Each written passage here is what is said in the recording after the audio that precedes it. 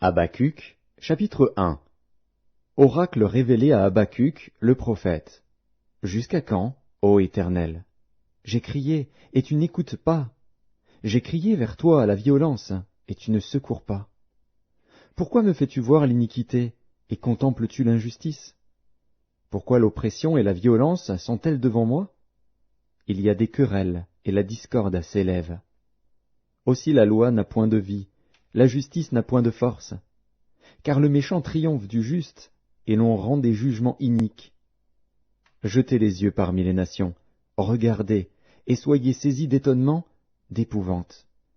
Car je vais faire en vos jours une œuvre que vous ne croiriez pas si on la racontait.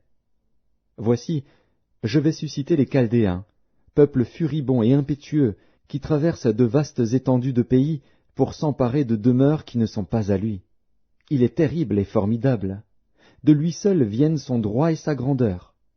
Ses chevaux sont plus rapides que les léopards, plus agiles que les loups du soir, et ses cavaliers s'avancent avec orgueil. Ses cavaliers arrivent de loin. Ils volent comme l'aigle qui fond sur sa proie. Tout ce peuple vient pour se livrer au pillage. Ses regards avides se portent en avant, et il assemble des prisonniers comme du sable. Il se moque des rois, et les princes font l'objet de ses railleries. Il se rit de toutes les forteresses, il amoncelle de la terre, et il les prend. Alors son ardeur redouble, il poursuit sa marche, et il se rend coupable. Sa force à lui, voilà son Dieu. N'es-tu pas de toute éternité, éternel, mon Dieu, mon Saint? Nous ne mourrons pas. Ô Éternel, tu as établi ce peuple pour exercer tes jugements. Ô mon rocher, tu l'as suscité pour infliger tes châtiments. Tes yeux sont trop purs pour voir le mal, et tu ne peux pas regarder l'iniquité. Pourquoi regarderais-tu les perfides, et te tairais-tu, quand le méchant dévore celui qui est plus juste que lui? Traiterais-tu l'homme comme les poissons de la mer, comme le reptile qui n'a point de maître? Il les fait tous monter avec l'hameçon, il les attire dans son filet, il les assemble dans ses rets. Aussi est-il dans la joie et dans l'allégresse. C'est pourquoi il sacrifie à son filet, il offre de l'encens à ses rets.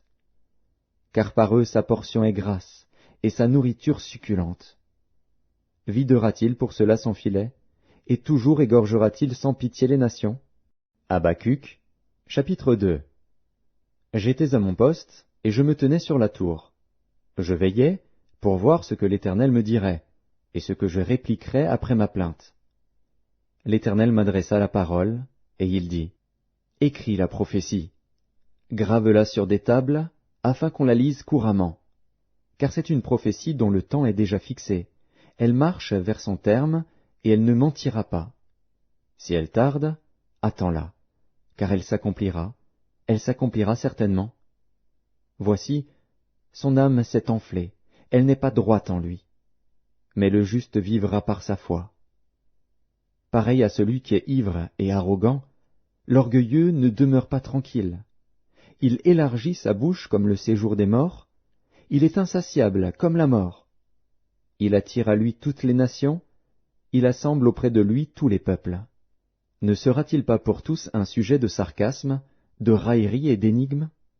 On dira, malheur à celui qui accumule ce qui n'est pas à lui. Jusques à quand? Malheur à celui qui augmente le fardeau de ses dettes.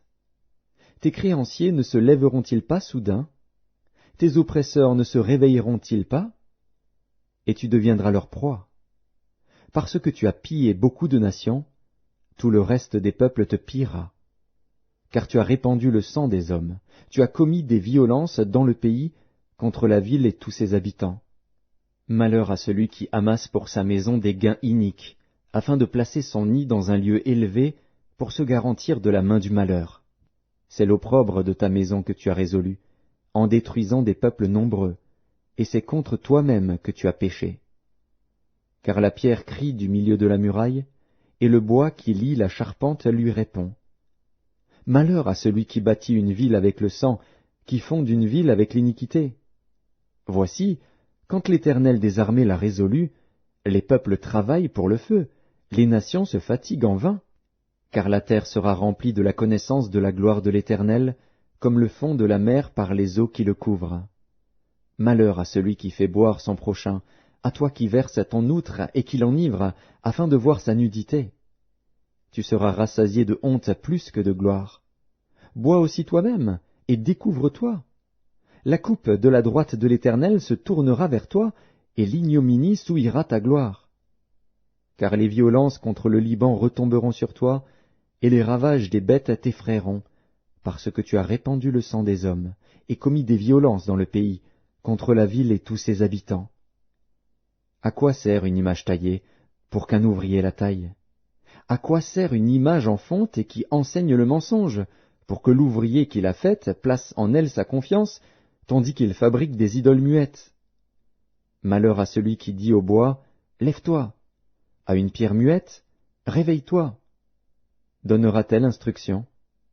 Voici, elle est garnie d'or et d'argent, mais il n'y a point en elle un esprit qui l'anime. L'Éternel est dans son saint temple. Que toute la terre fasse silence devant lui. Habacuc, chapitre 3. Prière d'Habacuc, le prophète. Éternel, j'ai entendu ce que tu as annoncé, je suis saisi de crainte. Accomplis ton œuvre dans le cours des années, ô Éternel. Dans le cours des années, manifeste-la, mais dans ta colère, souviens-toi de tes compassions. Dieu vient de Théman, le Saint vient de la montagne de Paran. Sa majesté couvre les cieux, et sa gloire remplit la terre. C'est comme l'éclat de la lumière. Des rayons partent de sa main. Là réside sa force. Devant lui marche la peste, et la peste est sur ses traces. Il s'arrête, et de l'œil il mesure la terre. Il regarde, et il fait trembler les nations. Les montagnes éternelles se brisent, les collines antiques s'abaissent. Les sentiers d'autrefois s'ouvrent devant lui. Je vois dans la détresse les tentes de l'Éthiopie, et les tentes du pays de Madian sont dans l'épouvante. L'Éternel est-il irrité contre les fleuves? Est-ce contre les fleuves que s'enflamme ta colère? Contre la mer que se répand ta fureur, pour que tu sois monté sur tes chevaux, sur ton char de victoire? Ton arc est mis à nu. Les malédictions sont les traits de ta parole.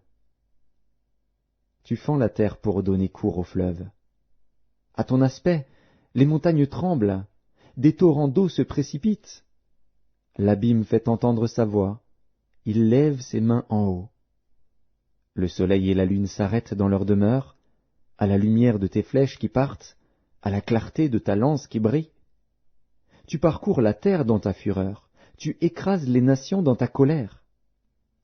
Tu sors pour délivrer ton peuple, pour délivrer ton oint. Tu brises le faîte de la maison du méchant, tu la détruis de fond en comble. Tu perces de tes traits la tête de ses chefs, qui se précipitent comme la tempête pour me disperser, poussant des cris de joie, comme s'ils dévoraient déjà le malheureux dans leur repère. Avec tes chevaux tu foules la mer, la boue des grandes eaux. J'ai entendu, et mes entrailles sont émues. À cette voix, mes lèvres frémissent, mes os se consument, et mes genoux chancellent. En silence je dois attendre le jour de la détresse, le jour où l'oppresseur marchera contre le peuple. Car le figuier ne fleurira pas, la vigne ne produira rien, le fruit de l'olivier manquera, les champs ne donneront pas de nourriture. Les brebis disparaîtront du pâturage, et il n'y aura plus de bœufs dans les étables. Toutefois, je veux me réjouir en l'Éternel, je veux me réjouir dans le Dieu de mon salut. L'Éternel, le Seigneur, est ma force. Il rend mes pieds semblables à ceux des biches, et il me fait marcher sur mes lieux élevés. Au chef des chantres, avec instruments à cordes,